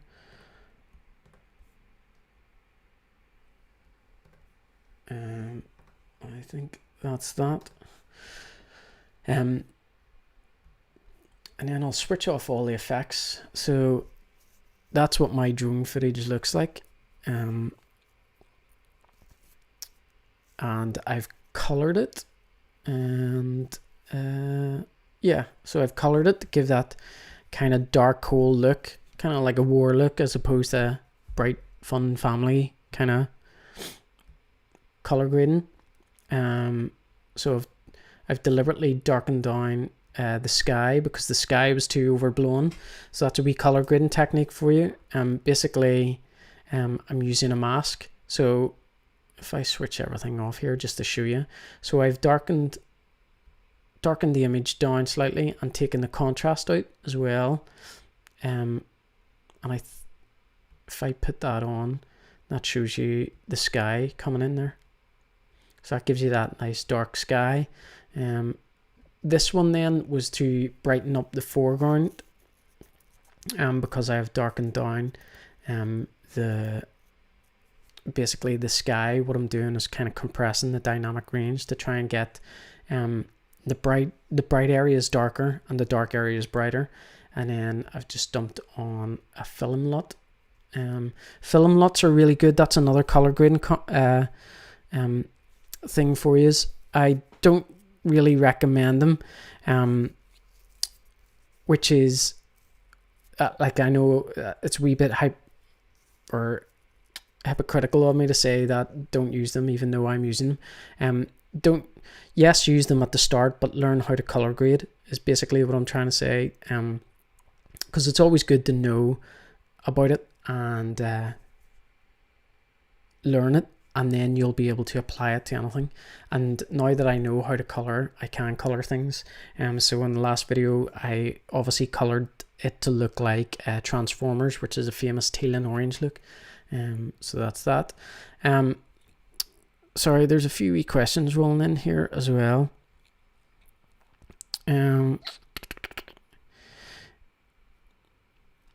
Yeah, Ranger saying if you watch the videos on a big TV, you definitely want 4K. Yeah, the bigger your TV, then the better. For 4K certainly. Honestly, if I could get 1080, 120 with good stabilization, I'd go for it. See if you see what you do is strap some A73s to your gun and helmet. Yeah, definitely. That'll be the way to do it. So I have the A73. That's the camera that I use. And it's really good. Yeah, but it's really expensive. And plus you'd get a BB to your lens. But anyway.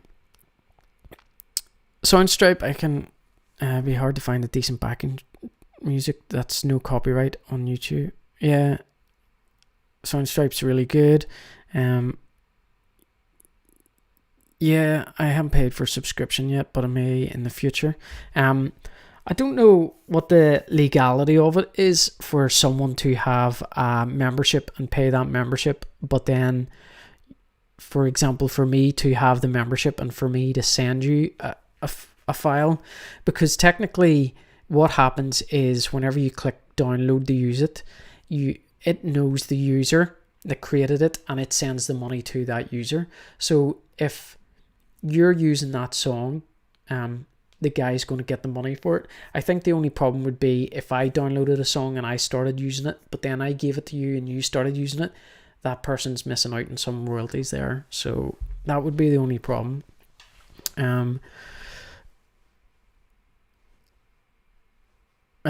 Let's see. Adam Desmonds came in and joined, and he's saying, I do have a question more relating to video editing itself. Would you say use DaVinci Resolve like you or yourself, or to use Premiere Pro, which I'm using at the moment?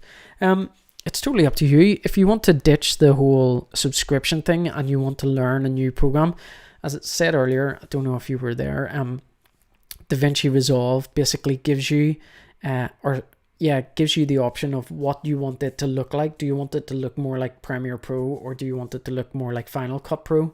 So there will be loads of similarities. It's a professional bit of software, and it will do way more than you'll ever need to do. It's got an integrated 4D platform, so you can have 3D text, or you can build a set. So if you're doing green screen, you could build, Game of Thrones if you wanted, in Fusion, which that program's called, which is in DaVinci Resolve. So yeah, it's totally up to you. It's a really good program. Premiere Pro though, I would probably stick with it maybe. I know you do have to pay a subscription, but there's a lot more plugins available and it's a lot more consumer friendly, whereas DaVinci Resolve is a wee bit more higher end. So maybe you could learn it whilst you're still using Premiere and see how you like it. It's free, so give it a wee download. So just to get back to the overlays, just to show people. So this is probably a good time to talk about plugins. So for Final Cut Pro, I use Pixel Film Studios. So here's another tip for you. If you have Final Cut Pro, Pixel Film Studios are a really good software company that constantly are putting out plugins to make it look like it's raining in your footage, or snow, or fog, or fire. I've used a few fire transitions in my recent Instagram video that I put up with Skirmshop that I created. So yeah, there's loads of really, really good stuff. Now, as I say, it's only available for Final Cut Pro. However, that brings me on to the other thing. There will be companies out there making things for Premiere Pro. So this one is called HUD, which is Head Up Display. So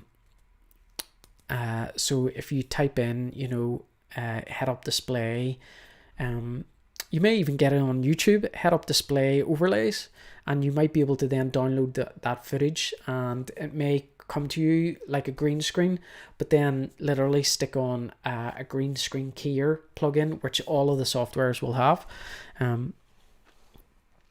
So try that. So they are animated already.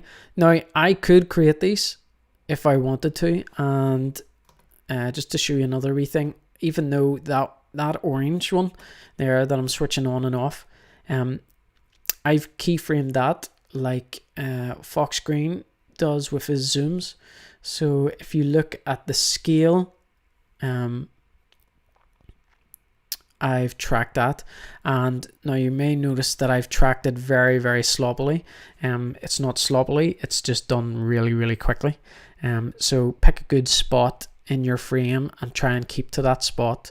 It works out a wee bit differently with a drone because perspective changes and everything, so it is actually quite hard to track. There are plugins that will tracking plugins which you can buy that are pretty darn good. Otherwise, use Adobe After Effects if you're any good at that. You'll already know how to do that. But here's an overlay that I created then, and I just did that in Photoshop. So it's just like the crosshairs of kind of like an Apache gunship. And just gone into Photoshop, drawn lines, and I think I've done that all within Photoshop, but I've changed it to overlay, so it makes it kind of transparent, and maybe even brought down the opacity down a wee touch just to keep it transparent so it's not bold white. and sticks out quite a bit in the frame. But I've also added outer glow just to help to give that kind of computer look, because these I think I got the idea from these plugins, because the text had that kind of glow to it, and so I thought, yeah, I like that, I'm gonna add that in. And with this one I just changed the color and tracked it, so that's how I did that. The only other overlay that I really use, there's the scope one. You should be able to get them pretty handy enough. Try and look for PNGs. Yeah, sorry, Fox Screen's talking about the overlays. Where do you get all your overlays? For example, your drone overlays. I find it hard to find good ones. Yeah, so the drone overlays, you could probably create them pretty easily. Like for example, as I say, that target one, it literally took me like about 2 minutes to do. So open up Photoshop, create a rectangle, delete the center sections, and then draw a line, and then copy that, twist it around to give you your crosshair, and delete the center bit. And then I chucked in that outer glow. So that's how I did that. I know there's all those little bars and things like that move. Again, just look online. You may even, YouTube's your friend. Like, I mean, as I said at the very, very start of this, I was on YouTube constantly in my job, constantly learning. And, you know, for example, we had shows on like 4 times a year. So whenever we weren't doing a show, we were like kind of just in our offices looking care of the classrooms and things like that there. But I just inhaled YouTube tutorials, how to do the green screen, how to create PNGs, how to do this, how to do that, you know, and even worked on Photoshop and Lightroom a wee bit, which we can actually get into. If anybody's into photos, we can go into Lightroom and show you some of my photo editing stuff. But yeah, so for the overlays, either go on YouTube and pick something like, or even watch Call of Duty and look at the AC-130 and see what's in that frame. And you may not even have to keyframe any movements. You may be able just to put up like AC-130 text in a really nice style, and maybe have that crosshair, and maybe download a few other images and create PNGs, like how I told you. Like for example, the target scope, once you download that might not be a PNG, it may be a JPEG. Bring it into Photoshop, and wherever there is white, for example, if I show you on the screen here, it could well be that this center section here is all white except for the black crosshair, and in which case just use your magic eraser and delete white, and that'll take all the white out and leave the transparent background. Then export that as a PNG. So PNGs are your friend for overlays. So that would be my tip for drone stuff, and tracking as well. Tracking, if you let's see, yeah. So I kind of have a little magnification kind of tool for, so the text is being tracked as well. I've attached it to a tracker. So I've written in the text, which is primary objective, retrieve explosives. And basically, if we watch the movement of that text, I'll just mute this so you don't have to. You can see the text does move, and it sticks with that orange circle a wee bit, and it also rotates slightly. I put in a slight tilt just to give you a wee bit of 3D aspect on it. So this tracker has a built-in magnification, but it's just a fancy zoom. So if you're tracking something with a keyframe, just go up to your framing and stick it up to 200% and look at whatever you're locked onto. So in hindsight, I probably could have tracked onto that little white house, and put the center of the red or that orange target on that house and kept the center on that white house, and that would have given me a nice track for me to visually follow. Sometimes you can get auto trackers and you literally click the item that you want to attach it to. So say that white house, you hit play on the footage and it creates the keyframes to keep it to that white house. And it records the movements for you, which is really, really nice. So that is that. The only other overlay that I do, and I think I've only ever done it once or twice, because I always forget about it, is basically the splatter effect of blood whenever I die. Yeah, that's the only other one. How I create my splatter effect overlays then, again in Photoshop, or you might be able to do this on Paint or any of those Windows type programs. Fox Screen, I think you said you use like Paint Pro or something like that. So I'm sure, same again, go on to Google Images and type in splatter effect or something like that. If you can't get a PNG, get the JPEG and delete the color that you don't want, i.e. not the splatter. If you get the splatter and it's in black, ideally it should be, you know, a normal color, not just black or not just pure white. They're the hardest to change color. But obviously if it's a green splatter, you can easily change it to red by changing the hue. So if you go into adjustments and go into hue and you slide that slider, you can change it that way. In Photoshop you can do it 10 million ways. You can do the hue thing. The other way is there's a paint replacement brush which you can color in as well. So you click red, and rather than it just giving you a red circle effect, it just colors the things red. So it keeps the detail there and it just doesn't overlay a red circle over your image. So that's that. I use Lightroom but must get Photoshop to make my own PNGs, etc. Thanks, man.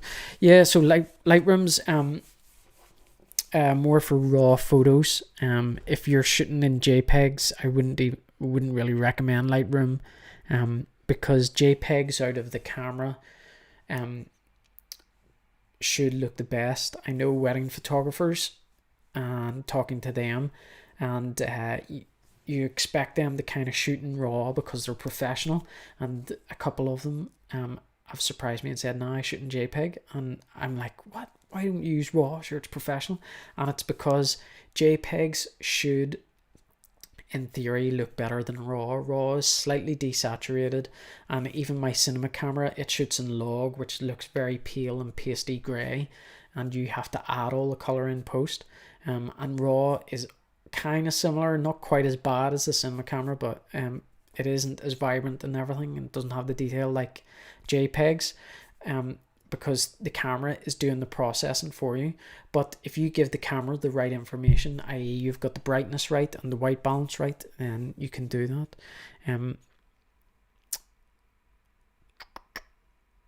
Fox, you have an iPad. I use Procreate for making my own PNGs. I gotta go, man. Thanks a lot for the live vid. Stay safe, and I hope we can get out soon for a game. Definitely. Fox Screen, thanks for joining in, and we will be wrapping up very quickly as well. Procreate's pretty good. So just to show you one last wee thing to make it all really, really quick for you. Anytime that you are doing an edit and you want to color grade the edit, rather than going into all these clips and clicking on them one by one, you can simply create an adjustment layer. So in Premiere Pro, that's pretty easy. Just create an adjustment layer, or in Final Cut Pro here, I have to go to generators, I think it is. And there, let's see, or maybe it is in title, sorry. But if I type in adjust, there it is, there's the adjustment layers. I drag that in and I drop it on top of my footage. Therefore, whatever's on top, that's the way it'll color. So at the minute, I've got that LUT on, but of course, I could color it any way I wanted it. But yeah, that's another wee tip for you. Use those adjustment layers, and that'll be really quick. We're probably going to wrap up because I've gone on quite a bit. Certainly, if there's anything else that I can think of that I can go into more detail, I'll probably just create a wee video. But this was more of an interactive thing to try and answer some of your questions. So is there anything at all before I start to wrap up here? I've gone over the cameras, I've gone over the hardware, and I've gone over the editing. I can maybe do a whole video on how I edit and why I choose clips and things like that. But tonight was specifically about, you know, just putting a video together for Jamie from his one GoPro and to give you the information of how I did it with one GoPro. So I showed you the zooms. I showed you getting the drone footage. And so, yeah, ask people or borrow it, big borrow steal. I'll talk to the site owner. They may even have the drone footage. And I've shown you the overlays and everything like that. Show us that 360 cuts. Okay, let me see. I'll show you the 360. Sorry, buddy, I know you said to me earlier. That was very rude of me to leave you out. Just need to find it. Here's another wee thing for you. This is how I label my footage. It's quite important whenever you're importing footage to try and keep an eye on it. If you've got 3 GoPros, then they're all going to be called GoPro and a weird random number. So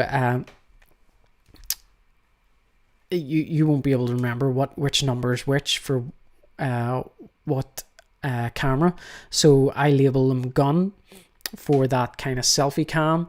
I use head for my head cam, scope, and then the 360s. So here's the 360s, and you'll see all these clips here were filmed on the 23rd of February. However, 360 camera footage was the 24th, and that's because it took me a day to to convert the footage. So I actually did it the next day. So I came home from Airsoft and imported all the footage, which was created on the 23rd.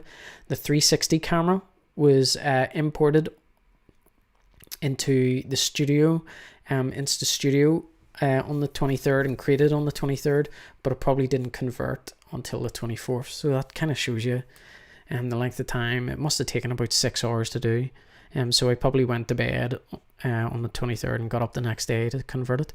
Yeah, so here's some of the 360 footage. That's actually quite a pretty good wee angle there. As I was saying, I had loads of problems with the the 360 camera staying in the appropriate place, but hey ho. So this is the 360 camera. I'm going to ditch this, and what you need to do is bring up the 360 viewer. So you will notice here, suddenly we get all these here, which is the orientations. So I can pretty much look about any way I want, and you can carry on doing basically 360s in every direction, which is really, really cool. So that's it zoomed in. What I've done is you can take the 360 footage and edit it on your phone by looking about, and you visually look at it wherever you want it to see. But the problem with that is then it puts that overlay of this was created by Insta360, and you can only do it on your mobile phone, so it's only mobile phone quality, whereas this is the full quality. So what I do is to get it into Final Cut, you have to flatten the image, the 360 image, and export that as a .mov, which actually looks like that atlas. So there's my 360 camera. It's cleverly Final Cut has worked out that it's a 360 camera, so that's why you're kind of getting that globe. So I think if I go here, I think I can get away with putting it to 125.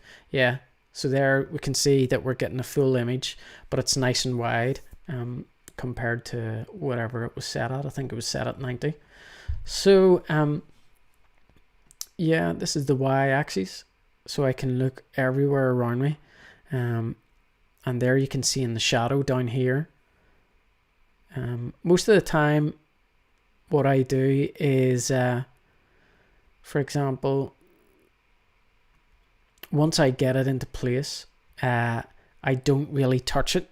The only time I change it is, say, an enemy, or say there's me catching up on Josh, and I want it to then look at wherever he's looking. You can splice the clip, and you can click on that clip, and you can then look in a different direction. So do you want to look it back at me for a few seconds, and then splice again? And do you want to then look at Josh, who was my teammate on the day? Let me just do this. You can probably hear the fans of my laptop. 360 footage is quite intensive, so my fans, we've been doing this live stream now for almost 2 hours, so and it's running the cameras and everything, so the laptop's doing quite a bit. So I don't recommend trying to video edit while you're doing live streams, because it takes up so much graphics processing. But there I've changed the angles, so if we watch this back then, oh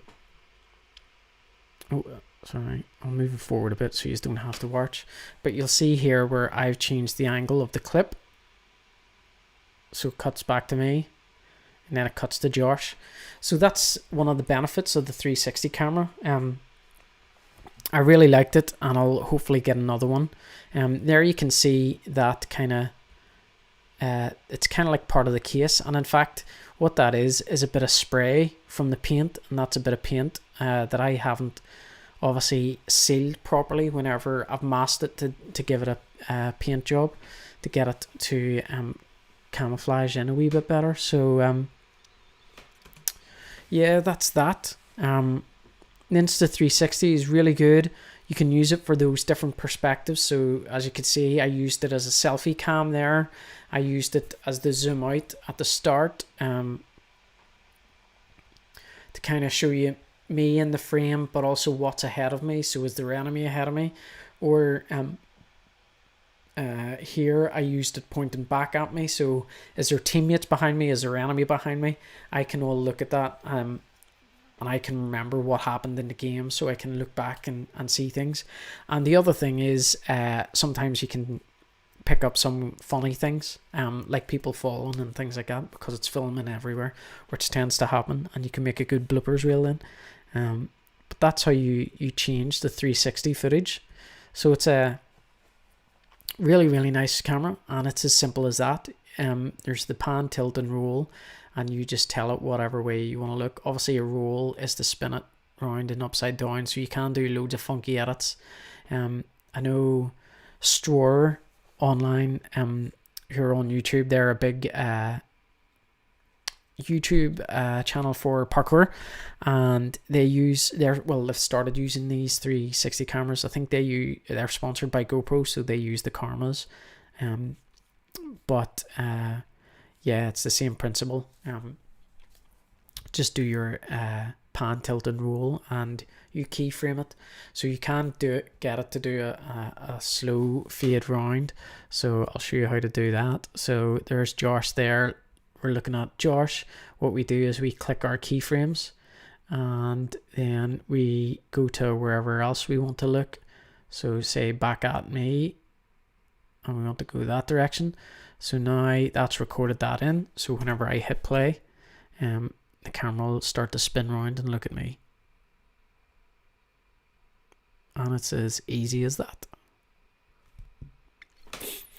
So guys, I'm probably going to wrap it up there. It's been 2 hours. It's flown in. I hope it's kind of answered a lot of questions. Hopefully YouTube save this and keep it online. I don't know if it keeps it online forever or maybe a week or something. I don't know. It's the first time I've done a YouTube stream. I know on Instagram I did an hour long one night, and at the end of it, it asked me did it want to post to my stories, but obviously an hour long story would have taken ever to upload and things like that, so I didn't bother doing it. So we'll see what YouTube does. Thanks very much for joining me. As I say, hopefully it answered loads of questions. I did take it right back from the start, from talking about hardware, talking about cameras and everything, and talking about the laptop. There's Gazzy there. You see, it's all, this is this guy here, Official Gaz. It's actually his fault that got me into all this airsoft and business, but I'm glad he did push me because it's going really well. Just to mention, I'm now getting a very good helping hand from Skirm Shop NL, so those guys are going to be sponsoring the channel and going to be sending me out some things. There's lots of wee videos in the pipeline through that, so go and check them out. You can use the discount code aka Staten, and that'll give you some money off. Just to let you know that Skirm Shop, Amazon, everybody, they're all struggling obviously with coronavirus. So Skirm Shop, actually, you may order something, and Skirm Shop, the staff there are really good. They've got a really good logistics setup. You will most likely get an email either that day, if it's early enough in the morning that you order, or the next day, an email saying your things have been dispatched. After that, it's up to the delivery gods to actually get it to us. So everybody's struggling with delivery. So if it takes a wee while to get from Skirm Shop, then that's why. It's not that they're sitting on their butts doing nothing. Everybody's flat out, and obviously we're all in lockdown, so we're all looking toys to tinker with and upgrade whilst we're in lockdown. So get on to them and order yourself some upgrades.